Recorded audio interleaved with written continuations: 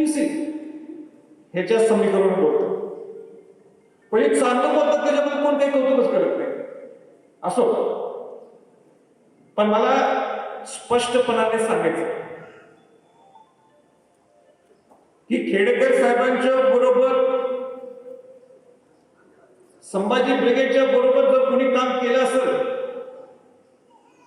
किंवा स्पष्टपणाने प्रतिदादासह सांगू शकते की ज्यावेळी शिवशाहू दौरा झाला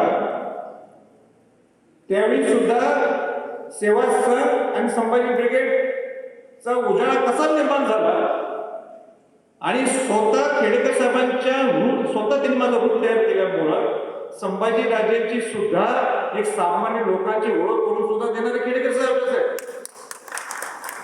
म्हणून त्यांची भावना, सेवा संघाची भूमिका असेल किंवा आता अनेक संघटनेची भूमिका असेल, हे पूर्णपणे मला हृदयातून आणि सगळ्या बाबतीत मला पूर्ण ज्ञान आहे. पण संभाजी छत्रपती म्हणजे हिनीच करायचं असं होऊ शकत नाही. मला सांगा, ह्याच्याबद्दल कोण बोललं का? मला वाईट वाटलं. 127 वेळा घटना दुरुस्ती दिल्लीत कोणाची धाडस होती काय बोलायची? मी तिथं भांडून घेतलं, मला बोलायला द्यावं लागते म्हणून. सगळे शांत बसले तिथं. समजून घ्या कोण शांत बसले सगळे. ह्याच्याबद्दल कोण बोलत नाही. आजपर्यंत तो इतिहासातला स्वदक्षिण माझ्या दृष्टिकोनात. औरंगजेबच्या दरबारात ज्या शिवाजी महाराज गेले, ज्या त्यांचा अपमान झाला तिथून निघून गेले, ज्या मला बोलायला संधी दिली नाही तिथं, तर त्या सरकार दरबारात सुद्धा आता मला भांडून घ्यावं लागली तिथं.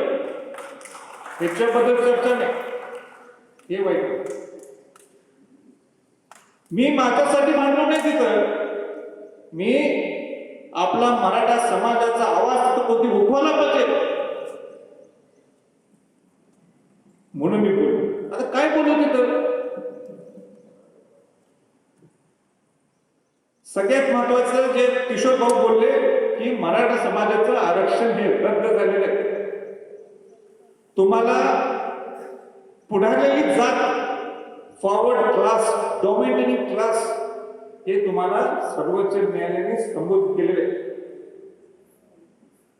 मग तुम्हाला आरक्षण कसं मिळणार? 3 मार्ग आहेत. असं काही मार्ग नाही आहे. 3 मार्ग आहेत. 3 मार्ग आहेत, पण मार्ग आहेत.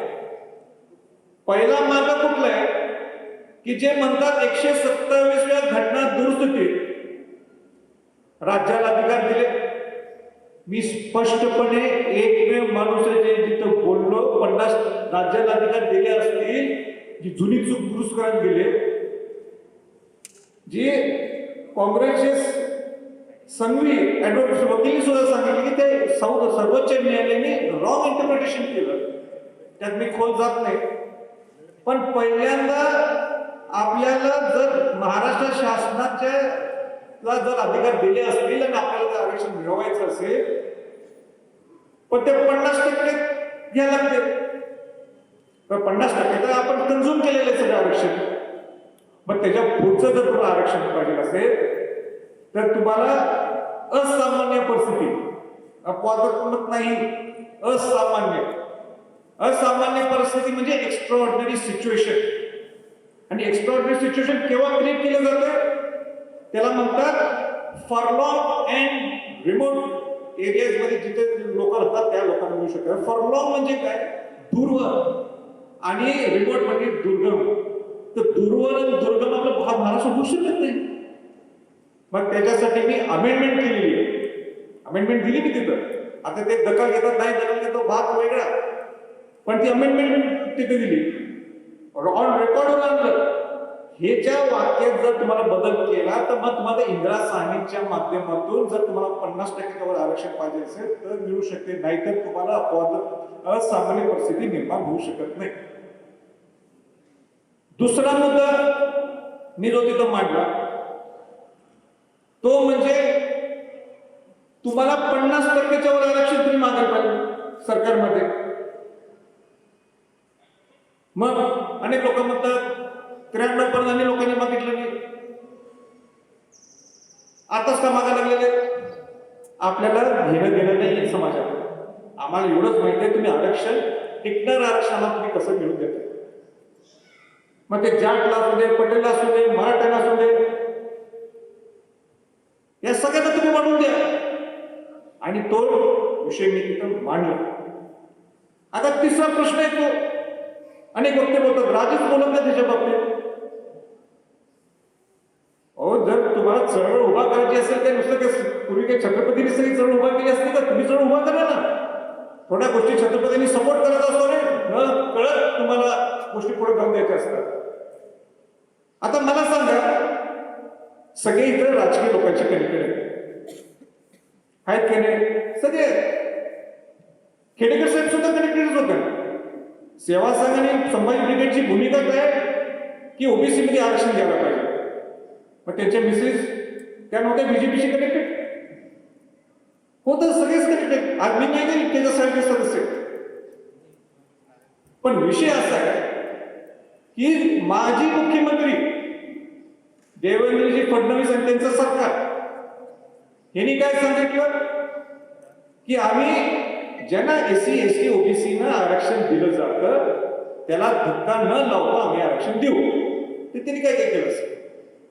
आत्ताचं सरकार कोणाचं? उद्धव ठाकरे आणि बाकीचे सगळे महाविकास आघाडी सरकार यांनी सुद्धा तेच सांगितलं की बाकी एससी एसटी ओबीसी ना आरक्षणाला धक्का न लावता आरक्षण द्या. आता बोर्ड संभाजीचं होते. अरे काय तुम्ही जाऊ ना म्हटलं तसं किशोरबाबू गेले, काय चुकीचं नाही. मला किशोरबाबूचा आवडला मुद्दा. आपला हक्क आपण मागायला पाहिजे. माझं एवढंच म्हणणं आहे की मी जर तुम्ही मला म्हणत असाल हा शाहू महाराजांचा वंश शिवाजी महाराजांचा वंशच आहे, तर शिवाजी महाराजांचा वंश स्वराज्य स्थापन करत असताना सुद्धा तिने 18 पगड 12 बगड घेऊन गेले. शाहू महाराजांनी 50% जर आरक्षण दिलं असेल त्यात एससी एसटी ओबीसी ना दिलं आरक्षण. आणि जे वंचित आहेत, जे शोषित आहेत, आता शोषितपणा नाही पण वंचितपणा ज्यांना वंचित आहे त्यांना आरक्षण हे मिळालं. ही सरकारची जबाबदारी. टिकणार आरक्षण कसं देऊ शकतो. पण आपण आरक्षण म्हणून बोलतोय सगळं ठीक आहे, पण माझं आणि मत आहे त्या आरक्षणाच्या पलीकडे सुद्धा आपण जर काही विचार केलाय का? आरक्षण आपल्या हक्काचं आपण मिळवायला पाहिजे. इथं भाषण केलं म्हणजे होत नाही. त्या विधानसभेत विधान भवनात बोलायला पाहिजे, त्या पार्लमेंटमध्ये बोलायला पाहिजे.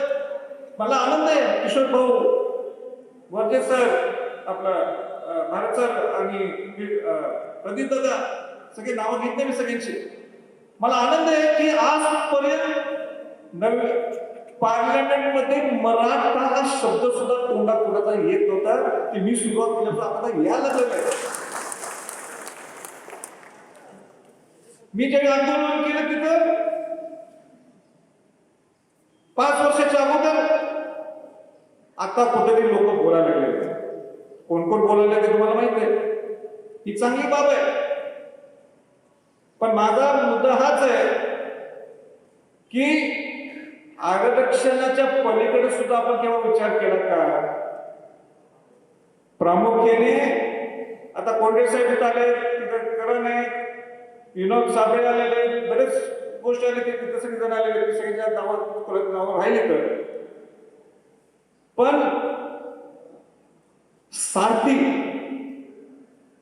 सारथीवर आपण लक्ष केंद्रित करणं गरजेचं आहे. मी अनेक लोकांना विचारलं माझ्या महाराष्ट्रात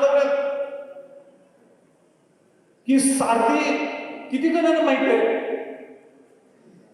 जेवढं आपण आरक्षणावर जोरात बोलतो तेवढं सारथीवर बोलतच नाही. आपण मोजून 2-3 हात वर येतात. ही परिस्थिती आहे. कोंडे साहेब येत आले सारथीसाठी, त्यांचा एवढा अभ्यास आहे त्यांचा, तर सारथी कशी वाढवता ह्याच्याकडे आपण लक्ष केंद्रित करायला पाहिजे. या 2 मुकांदोलन आपण जे केले, कोल्हापूरचं, नाशिकचं, आता उद्या नांदेडचं काय करतो, ज्या आपण बेसिक गोष्टी ज्या आपण मागितल्या होत्या, जे सरकार देऊ शकते, त्यांनी अजून काही मार्ग लावले नाही. नुसतं अजित पवार ते उपमुख्यमंत्री किंवा वाड्यावर ते आले होते शाहू महाराजांना भेटायला गोंड संभाजी मॅनेज जागेवर काय म्हणून बोलतो असं नाही. तो एकच व्यक्ती आहे जिने काय ते सुरुवात केली.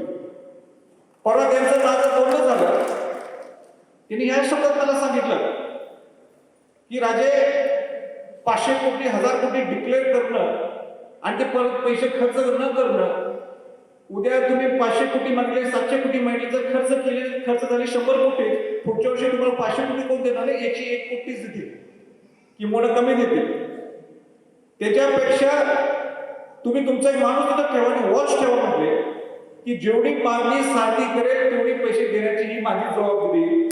आणि जर पैसे खर्च कसे करता येते त्याच्याकडे सुद्धा आपण लक्ष ठेवायला पाहिजे. आपण काय करायला पाहिजे कोंडे साहेब, एक प्लॅन करायला पाहिजे त्या साथीमध्ये बसून की आपल्याला काय मागणी करायला पाहिजे.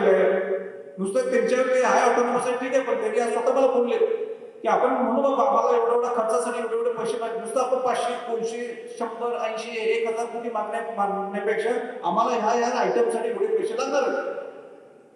मी स्वतः माझं पत्र देतो त्याला की हे बघा आम्हाला समाजासाठी ह्या गोष्टीसाठी एवढे पैसे, वस्तीप्रसाठी एवढे पैसे द्या, ह्याच्यासाठी एवढे पैसे, आणि नाही दिले तर त्यांचे स्वतःचे शब्द तुम्ही मागा तर राजा किंवा स्वार्थी माझ्या मागील पैसे मी देतो.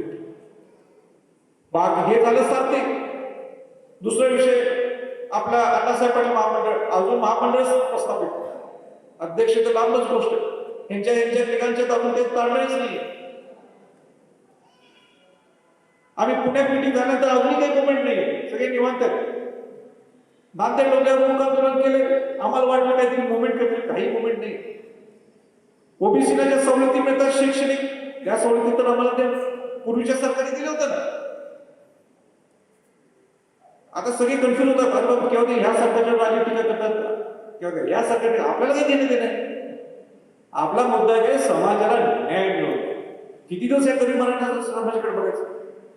तुमचा महत्वाचा अनेक मुद्दा तो माझ्याकडे राहिला. जे मराठवाड्यातले जे मराठा आहे, जो 1901 ला जी तुमची जनगणना झाली होती, त्या जनगणनेच्या माध्यमातून मराठा कुटुंबी नोंद झाली, माझा शब्द चुकत असेल त्याचा दखल घ्या. 1919 काय नंतर 1909 जे हैदराबाद हैदराबाद प्रॉव्हिन्स होतं तुमचं, आणि हैदराबाद प्रॉव्हिन्स मध्ये मराठवाड्याचा नोंद होता, तिथं सुद्धा नोंद आहे मराठा कुणबी मराठा. तुमच्या 2004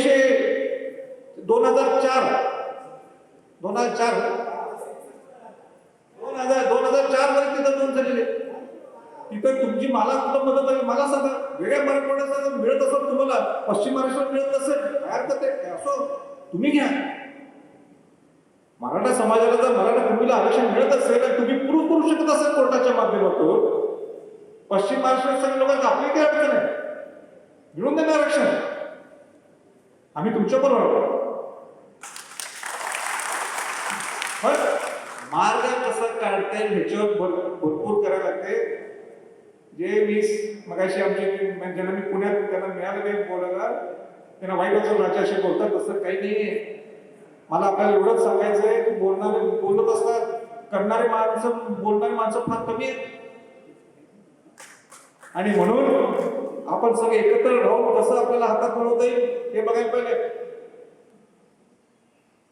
तिथं सुद्धा मोठी न्यूज लागली, मी आज काही बोलणार नाही ते कुठं बीडला असंच एका संभाजी ब्रिगेडचे मी विचारलं. मी त्याला म्हटलं संभाजी ब्रिगेड जेवढं तू ओळखते त्यापेक्षा जास्त ओळखते मी. या 2 गट संभाजी ब्रिगेडच्या लोकांना एकत्र करायचं मी काम करत होतो. आत्माराम माझा खास पट्टा संभाजी ब्रिगेडचा. ते आत्माराम आज नाही 2007 पासून त्याच्या हॉटेलचं उद्घाटन मीच करते, हॉटेलला जेव्हा मीच जातोय मी पूर्वी, आता नाही. म्हणजे सांगायचा मुद्दा काय आहे की तिथं मला विचारलं की बोलायला नाही झाली न्यूज वेगळीच.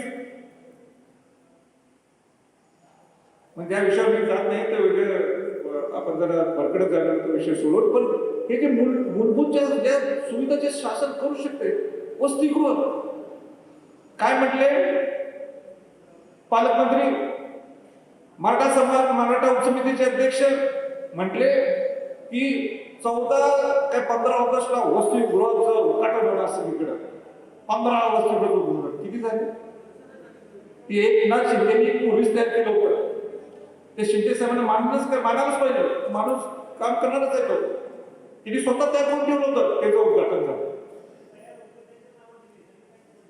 पण ते नवीनचं उद्घाटन नाही, काय असेल उद्घाटन झाले का मला तर काय दिसत नाही. मग कशाला बोलायचं, आम्हाला आता घोषणा नको आहे, कृती पाहिजे. म्हणून आता आम्ही त्याच्यात बदल केलाय. आम्ही बोललो, आता तुम्ही बोलायचे, पण नुसतं बोलून घोषणा करून नाही तर कृती करून दाखवा. हे आंदोलन सुद्धा अनेक लोकांना वाटते की कशाला हे मुख आंदोलन केलं, शांत बसायचं. आपण किती करायचं, 58 मोर्चे आपण काढले. 58 मोर्चे काढून जर अजूनही कोणाच्या या गोष्टी समजत नसतील, मग परत लोकांना विटीस धरायचं. आता जर कोणाला विटीस धरायचं असेल तर ते राजकर्ते माझ्या सकट सगळे, आम्ही घेतो ना पगार, मी पगार देतोय राज्यसभेचा, माझी जबाबदारी नाही लोकांसाठी लढायला. अनेक सगळे आमदारांना खासदारांची जबाबदारी. आणि म्हणून असे अनेक बाबी आहेत. मी आता वेळ घेतो, म्हणजे नांदेड वगैरे बोलायला सगळे ठेवायला पाहिजे, पण मी जरासं परखड बोललो असेल, पण मला समजून घ्या. मी शाहू महाराजांचा वंशज आहे, शिवाजी महाराजांचा वंशज आहे. टिकणारं आरक्षण हे द्यावं हे मी या मताचं आहे. दोन्ही सरकारच्या लोकांनी हे स्टेटमेंट केलंय की आम्ही हे करणार. मग तुम्ही टिकणारं आरक्षण मला मिळवून द्या. कसं मिळून द्यायचं तुम्हीच सांगा. तुमचा आवाज उठवण्यासाठी अहोरात्र संभाळलेले आहे. केव्हाही बोला. 90% पैकी सगळ्यांनी फोन केला असेल तर मी परत रिटर्न फोन करतोच. चुकूनच असं होत असेल की संभाजी फोन करते किंवा ते पुढाऱ्यांचा फोन मी रिप्लाय करते, पण समाजाचा फोन जर आला तर माझा नेहमीच परत रिटर्न फोन जातो किंवा रिप्लाय होतो किंवा काही त्याची दखल घेतली जाते. आणि परत एकदा सगळ्यांनी मला आपण इथं बोलवलं, मला बोलायला सांगितलं, परत मला पुढचे कार्यक्रम करून मला पुढं नांदेडला जायचंय. आणि असंच प्रेम याच्यापुढे छत्र घेणार एवढीच अपेक्षा करतो. थांबतो. जय हिंद, जय महाराष्ट्र.